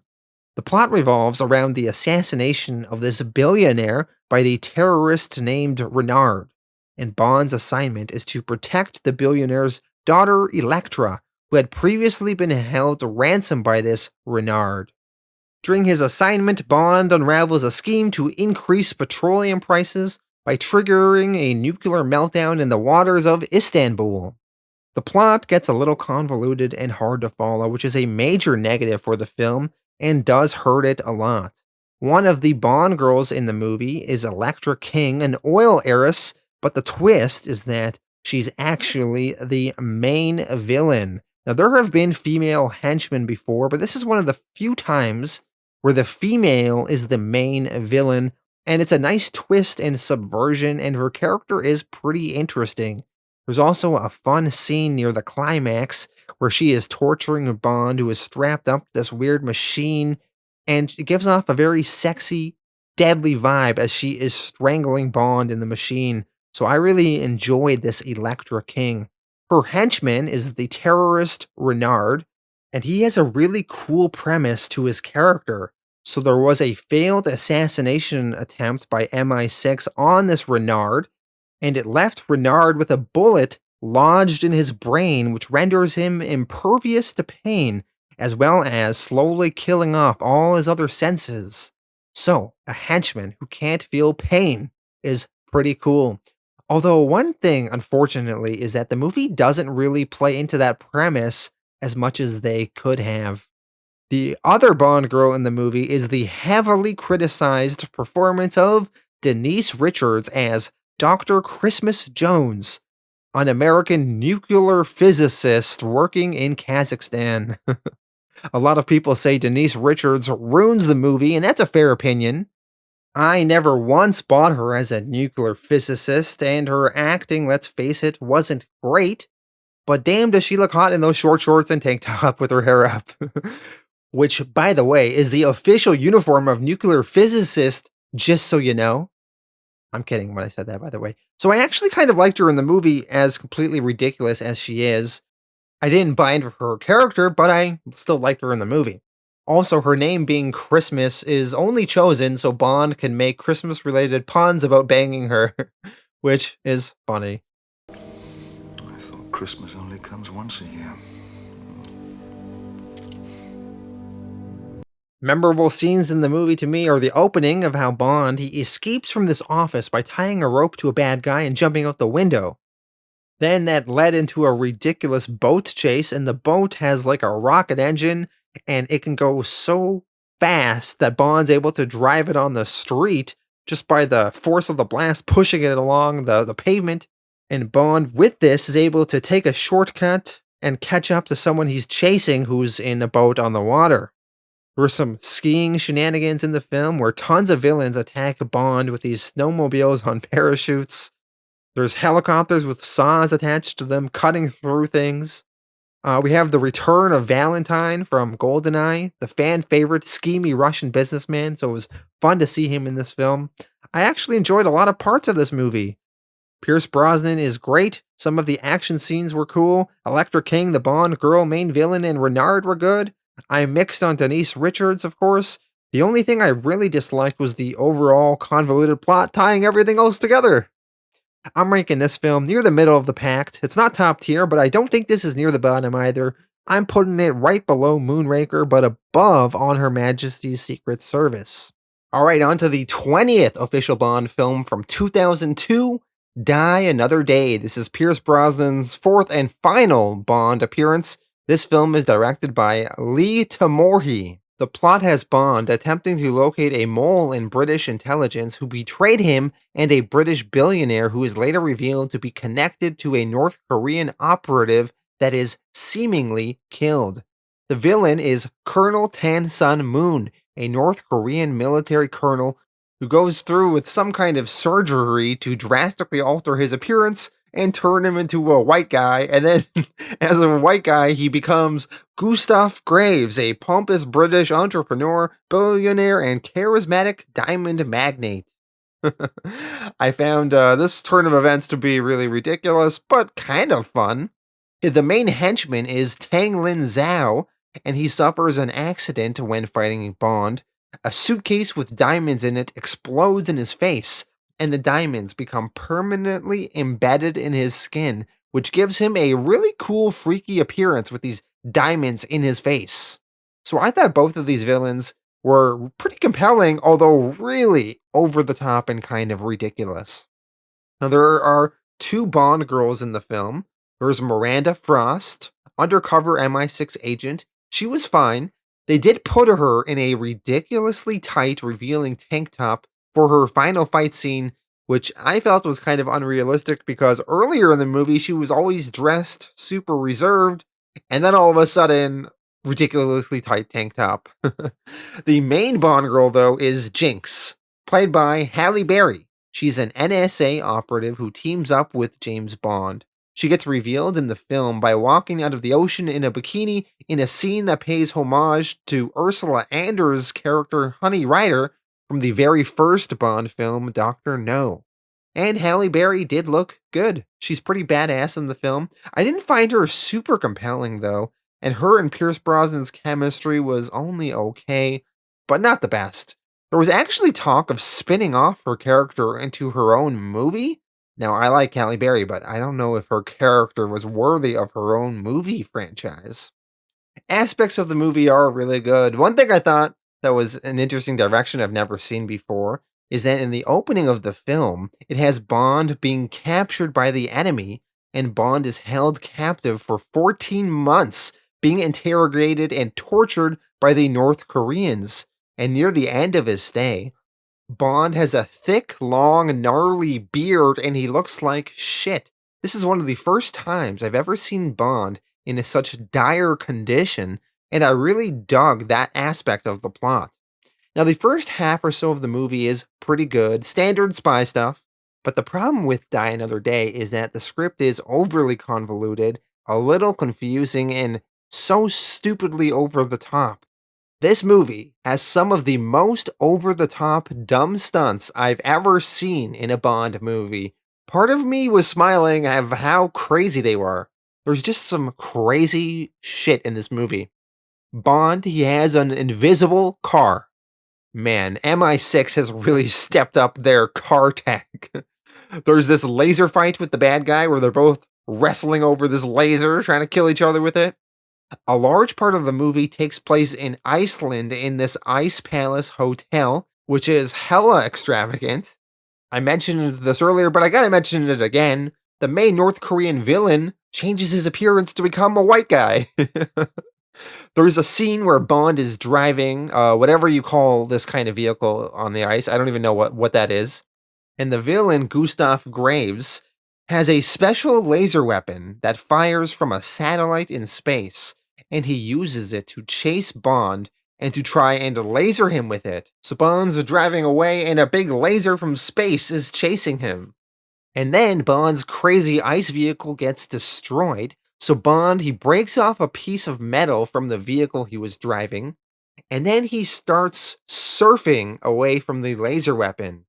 He's surfing up there in Iceland through all the now melted glaciers with chunks of icebergs everywhere, with this laser coming from space trying to get him, all terribly CGI'd together. It was a ridiculous mess. Then later on, there is a high-speed car chase where the cars are being driven on the ice, which is over the top, but really cool. Bond is in his invisible sports car with all the gadgets, and the bad guy also, for some reason, has an inexplicitly souped-up, crazy teched-out car with tons of gadgets and missiles and machine guns. So then they're both driving on the ice, trying to kill each other in their super crazy cars. A lot of people consider Die Another Day the worst Pierce Brosnan film. In many ways, they're kind of right. It's a really stupid, dumb movie, and I'm not ranking this one too high. However, I have to give credit to this movie for taking risks and doing stupid, crazy stuff, and having a lot of entertaining action scenes. So despite it not being great overall, I think it's worth watching for some of the over-the-topness of it. And when it comes to rank, I'm actually putting this one above Tomorrow Never Dies. Tomorrow Never Dies is in many ways a better constructed movie with a more realistic, spy-driven plot, but it's so by the numbers, whereas Die Another Day is so over the top with its action. I found it to be a more engaging movie, and it stays in my memory more. Both movies are very similar in quality to me, but I'm giving the slight edge to Die Another Day. Both movies are not super great, though. Alright, with that being the final Pierce Brosnan Bond film, let's quickly recap my rank on the Pierce Brosnan entries from worst to best. So, worst, number 4, Tomorrow Never Dies. Super by the numbers, not special. Number 3, Die Another Day. One of the stupidest over-the-top Bond movies, but damn was I entertained by the craziness. Number 2, The World Is Not Enough. Electra and Renard are compelling villains, and while Denise Richards is horribly cast, at least she's nice to look at. Number 1, GoldenEye. Top-tier Bond. Decent story, top-tier villains, top-tier Bond girl with Xenia on a top. Some really amazing action scenes, still feels like a classic Bond spy film. Really great. Alright, now the 21st official James Bond film from 2006, Casino Royale. This is the first of 5 James Bond films with Daniel Craig, and this one is directed by Martin Campbell. This is his second Bond film. He did the fantastic GoldenEye. Well, he kills it again because Casino Royale is great. So Daniel Craig, he is a pretty good James Bond. I still prefer my Bond with black or brown hair instead of blonde, but that's being nitpicky. I also prefer Bond to be a little bit more fun. Daniel Craig, he is not nearly as charming or fun or suave as Connery or Brosnan. He does not make a good womanizer like they do. Daniel Craig, he comes off as super serious and gritty, and that portrayal does work for this movie. He seems like a tough, capable guy who can kick people's ass, but is also at home in a scene with rich people playing poker. For my personal preference, I prefer Pierce Brosnan and Sean Connery more, but in many ways, Daniel Craig was the best choice for Casino Royale specifically, because if you want a more realistic Bond portrayal of a serious, tough spy, you got one with him.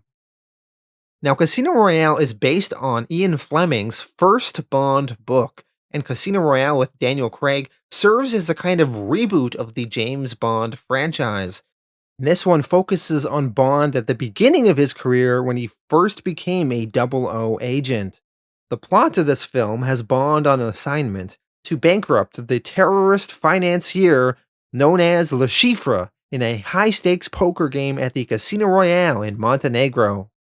The writing and plot in this movie is top-notch. This feels like one of the best written Bond films. The plot is intricate but makes sense. The characters feel real. A lot of Bond movies have him gambling, but this is the first time gambling is a huge part of the plot and ups the stakes.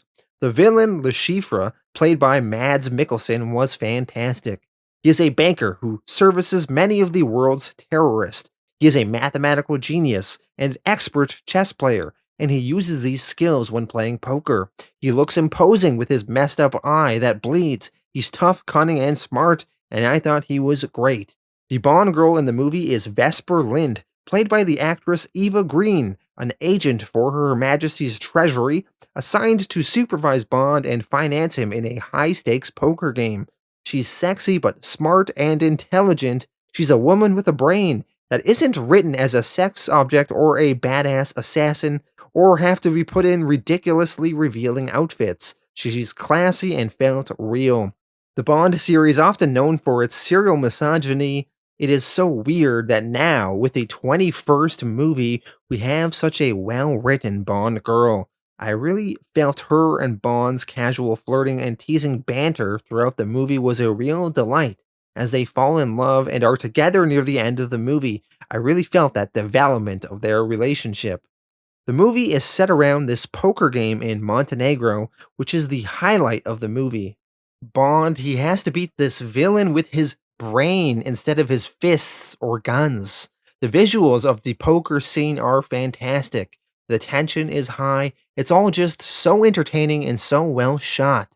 At one point in the poker match, Bond gets poisoned and he has to excuse himself from the table and quickly find a cure for himself and continue on with the match. That was just a really impactful scene. So all the poker stuff was great. As far as the action scenes in the movie, there was Bond chasing a bad guy in Madagascar that had the bad guy parkouring all over the place and Bond trying to chase him. There was also a pretty exciting scene at an airport where Bond is trying to stop a terrorist from destroying this plane. And near the end of the movie, there was a scene in Venice with a building collapsing into the water. But still, the highlight of the movie to me is the poker. The action scenes, while flashy, actually drag the film down a bit. While the parkouring in Madagascar is cool, this film is 2 hours and 24 minutes long, which is very long, and I think lots of stuff could have been cut or shortened. So as cool as parkouring is, I didn't really need to see as much of it as I did. On the whole, though, I think Casino Royale is a masterpiece. The script is fantastic, maybe the best written Bond movie, and so much stays with me. I actually read the novel Casino Royale that the movie is based on, and I felt the movie adapted the story really well and actually improved the novel greatly, expanding the plot lines and rewrote certain things that make it make more sense and changed the game from Baccarat to the much more popular poker. This movie really did do the book justice, and when it comes to ranking Casino Royale, I'm not putting it number 1 though. I'm putting it number 2 right behind Goldfinger. I could make the argument Casino Royale deserves number 1. I think it is the better directed movie, it has the stronger script, but for my personal taste, I just find Goldfinger to be immensely more enjoyable. Casino Royale is so serious at times and a little bit of a downer with its ending, where Goldfinger is just classic, entertaining, fun James Bond throughout. Alright, jumping over to the 22nd official James Bond film from 2008, Quantum of Solace. This is Daniel Craig's second time as Bond, and this one is directed by Mark Forster, and this will be his first and only time directing. Apparently, this movie was heavily affected by a writer's strike at the time in Hollywood, and a bare-bones version of the script was written, and then the strike kicked off, and production wasn't allowed to employ a writer to finish off the script. And it shows. This movie's writing is very poor. It's convoluted, overly complicated, and it felt like they cut as much of the dialogue and plot as they could, and just strung together tons of forgettable action scenes with tons of rapid cuts to fill the rest of the movie. The movie also heavily ties into Casino Royale. Generally, Bond films have a pretty loose continuity with one another. They all sort of take part in the same world and universe and might reference past films and have characters that return, but never before has a Bond film been so much of a direct sequel to a previous film. This movie picks up where Casino Royale ended, and it makes so many callbacks to that movie. If you didn't watch Casino Royale recently and it wasn't fresh in your mind, you might be very lost. And I watched this back to back with Casino Royale, and I was still lost. I think it was a mistake to tie this movie in so closely with the previous one. The plot to this film has Bond seeking revenge for the death of his lover Vesper Lind from the previous film, and he is assisted by Camille Montez, who is plotting revenge for the murder of her own family. The trail eventually leads them to a wealthy businessman named Dominic Green, who is a member of this quantum organization which intends to stage a coup d'etat in Bolivia to seize control of their water supply. Dominic Green, the main villain, was entirely forgettable and not special, and a very poor villain. The Bond girl, Camille Montez Rivero, an intelligence operative working for the Bolivian Secret Service, who was seeking revenge for the murder of her family. While gorgeous, she too was entirely forgettable and had very little chemistry with Craig. Now, Daniel Craig, he's still trying his best and he's trying to pull his weight, and he's still fine in this. But this movie is bad in almost every other way. Bad theme song, bad story, convoluted, overly complicated, bad villain, bad Bond girl, forgettable action scenes. I grew so bored trying to get to the end of this movie. And to top it all off, I don't even think the title is good. Quantum of Solace? What does that even mean? That is no way going to be near the top of best Bond names for movies.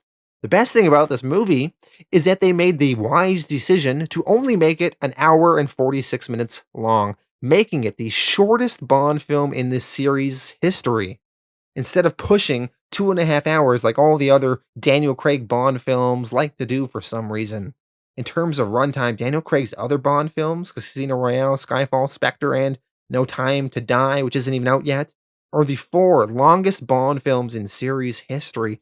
Bond does not have to be that long. 2 hours is a good sweet spot. I don't know why there is this mindset now that Bond films need to add an extra half hour. Anyway, this film, hour 46 minutes, that's the best part of it. Quantum of Solace is actually my least favorite Bond film, and I am putting it at the bottom of the list. I disliked it so much, it even makes me look at License to Kill, which was my lowest rated film up to this point, and now I'm completely reevaluating that film and thinking how great it was by comparison. Anyway, let's move on to the 23rd official James Bond film from 2008, Skyfall. This is Daniel Craig's 3rd time as Bond, and this one is directed by Sam Mendes, his first of 2 times directing a Bond film.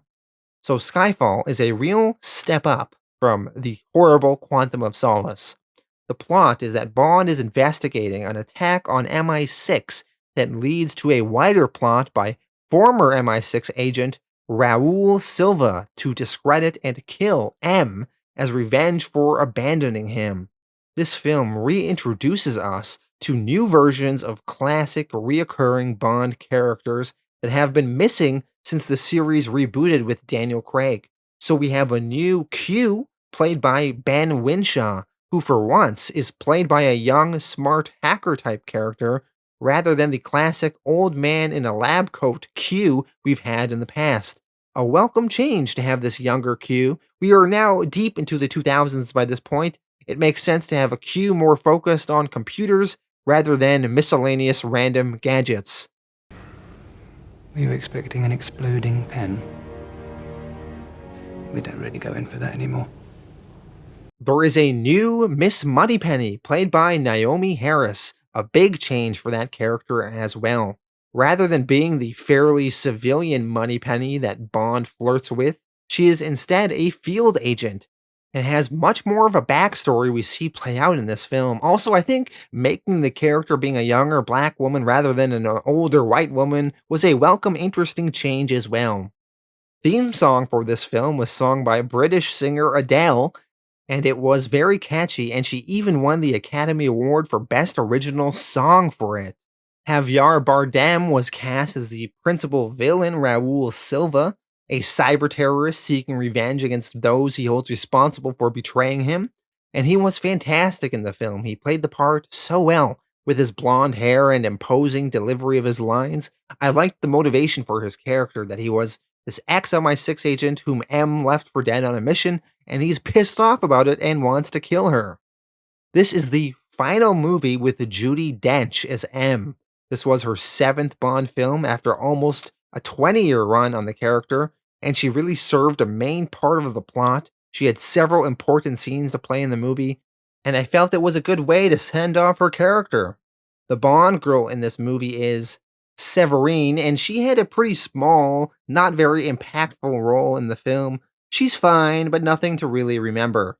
The action in this film is much more reserved. I found most of it kind of forgettable, except for the climax at Skyfall, which is Bond's childhood home in the Scottish Highlands, and Bond and M are being attacked by Raul Silva and his various men. So that was exciting. The critical consensus for this movie seems to be very positive. I do find the movie does a lot right, and I think it is a very good film. However, I differ from the consensus a little bit. For my personal taste, I just find Daniel Craig's Bond to be too serious and gritty for my liking. I actually enjoy some of the campy over-the-topness of some of the earlier Bond films, and that is something I find lacking in Daniel Craig's Bond films. I find there to be a lack of fun that is present with Connery, Moore, and the Brosnan entries. Now, Casino Royale is such a masterpiece that despite the very serious tone of that, I found it really worked. But Skyfall is not as good as Casino Royale, and that seriousness and lack of fun I find a little bit less charming here. So while I still think this movie is really good, for my personal taste, I may be ranking this a little bit lower than some others would. I'm putting Skyfall below The World Is Not Enough, but above On Her Majesty's Secret Service. Finally, until No Time to Die at some point comes out, we are moving on to the 24th and final official James Bond film from 2015, Spectre. This is Daniel Craig's 4th time as Bond, and this one is directed by Sam Mendes, who did Skyfall. After some legal wrangling, Eon Productions and MGM finally had the rights back for Spectre and Ernst Stravo Blofeld, and they were determined to use it. The plot to this film has Bond pitted against the global criminal organization known as Spectre and their leader Ernst Stravo Blofeld, who plans to launch a national surveillance network to mastermind criminal activities across the globe. The fantastic Christoph Waltz plays the part of Blofeld, and his talents are unfortunately wasted here. Blofeld is not given that much screen time, and when he does appear, he doesn't get to do that much. I also felt the climax of the movie with Blofeld telling Bond to finish it to be kind of a weird, awkward choice. It's just disappointing after so many years they can finally use Spectre and Blofeld again, and they really don't do it justice and do as good a job as the early Sean Connery movies did. So this whole thing feels like wasted potential. Now, Dave Bautista is a Mr. Hinks, Spectre's top assassin in the movie, and he was a fun addition. He was relatively silent in the movie, but sometimes the silent, tough guy makes for the most imposing villains, and he was definitely imposing to see in the film. Now, there are 2 main Bond girls in the movie. Italian actress Monica Bellucci as Lucia Sciarra, the wife of the assassin Marco Sciarra. She was 50 years old at the time, the oldest actress to play a Bond girl, and I must say she looked great, and definitely more attractive than some of these younger Bond girls we've had. She was good in her role, but her part was very small though. The other Bond girl was Leah Seydow as Dr. Madeleine Swan, a psychiatrist working at a private medical clinic in the Austrian Alps, and the daughter of high-ranking Spectre member Mr. White. Her and Bond had okay chemistry, but she is relatively forgettable when comparing her to all the other Bond girls. In terms of interesting scenes, I thought the Day of the Dead intro in Mexico was very cool visually to see play out, and it was a smart choice to set some of the movie there. Blofeld torturing Bond was fun for a while, wondering how Bond would get out of it. On the whole, though, most of the other action scenes did not stay with me, and I found this film to be very confusing and overly complicated. The plot tried to tie everything back to the previous 3 movies, which just added to the complications. Bond movies are fine when they are self-contained, but the Daniel Craig Bond movies keep trying to make this a big overarching thing, and they need to stop. Also, there is this whole subplot in the film about Blofeld being Bond's foster brother, and I didn't love that concept either. Also, once again, this movie is too long at 2.5 hours, and it felt very bloated. Bond films should be 2 hours, not 2.5 hours, not 3 hours. So you can't help but get Bond fatigue while watching it. Now, this movie had Spectre and Blofeld, and it should have been way better than it was. Instead, I think Spectre deserves to be near the bottom of my ranking list, so I'm putting it below Timothy Dalton's The Living Daylights, but still above For Your Eyes Only. Alright, now a recap of all the Daniel Craig Bond films up to this point. So from worst to best, we have number 4, Quantum of Solace, my least favorite Bond film ever. Number 3, Spectre, just a whole bunch of wasted potential. Number 2, Skyfall. There's a new Q, a new Moneypenny, a worthy send-off for M as played by Judi Dench. Javier Bardem was a good villain. Overall, decent movie. And number 1, Casino Royale, top-tier Bond, a very different Bond movie. It had its action scenes, but the fact that most of the movie was built around a poker game makes it something different and exciting. Also, it had one of the higher-stake Bond love stories, in that Bond actually seemed to love this girl, rather than it just being a girl he bangs and then moves on from. Alright, I've gone through every single Bond film. I'm going to go through the entire list, once again, from worst to best. But before I do that, I just want to rank our Bond actors overall. So from worst to best, number 6 for me, George Lazenby, We Hardly Knew Ye. Number 5, Timothy Dalton, he was just too serious. Number 4, Daniel Craig. He had the most realistic portrayal of James Bond if Bond were a real person. Only problem with Daniel Craig is that, as Bond, he's just never fun and always too serious, and that's a bummer sometimes. Number 3, Roger Moore, the campiest Bond, perhaps not serious enough. He also spent so much time trying to fight his way out of Sean Connery's shadow to make Bond his own, but still, there was a lot of fun to his interpretation of the character. Number 2, Sean Connery, the most playboy James Bond, hitting on every woman in sight. He's suave, he's cool, he seems like he's capable of all the action required of him. He can do campy and he can be serious. Sean Connery also has the best track record by far. He was in 7 Bond films, and I consider 5 of them to be legitimately actually very good. But number 1, to me, the best Bond all around is Pierce Brosnan. He nails everything you want in a Bond film. He's serious, he's capable, he's sexy, he's suave, but he can also bring the laughs and be very fun. The negative with him is that GoldenEye is probably his only truly great Bond film, but even in his more middling and bad Bond movies, Brosnan was still great in all of them. Alright, and now my top 5 Bond girls. Number 5, Honey Rider from Dr. No. To me, I think perhaps the most attractive Bond girl, and without her, Dr. No suddenly becomes a very boring movie. Number 4, Pussy Galore from Goldfinger. Her name is hilarious, but also, she played an essential part of the movie, and her interactions with Connery were very entertaining. Number 3, Major Anya Amasova from The Spy Who Loved Me, the Russian James Bond counterpart. Her and Roger Moore had great chemistry, and she really helped carry the movie along with Moore in their relationship. Number 2, Vesper Lind from Casino Royale, James Bond's true love. I know some people think of Tracy Bond from On Her Majesty's Secret Service as Bond's true love, because I mean they did get married, but I never found Tracy Bond to be that well fleshed out in the film, whereas with Vesper Lind in Casino Royale, I totally bought into their courtship and bought that they were in love, and I liked that she was a smart character who would actually challenge Bond, and when she dies, I really felt that impact on Bond and thought it was handled very well. But number 1, my favorite Bond, Xenia Onatopp from GoldenEye. As I mentioned earlier, she crushes and kills men with her thigh grip between her legs. She's sexy, she's tough, she's evil. She seems to be a sadist who loves and almost orgasms and gets hot off the pain of others. She also has a stupid innuendo-laden name. She is just so much fun, and to me, one of the most entertaining Bond girls. Alright, I've ranked it all. When No Time to Die eventually comes out, I may update this video. But for now, I want to thank you all for watching, for those of you that made it this far. and I will leave you once again by going through the final list from worst to best. So, number 25, worst Bond film, Quantum of Solace.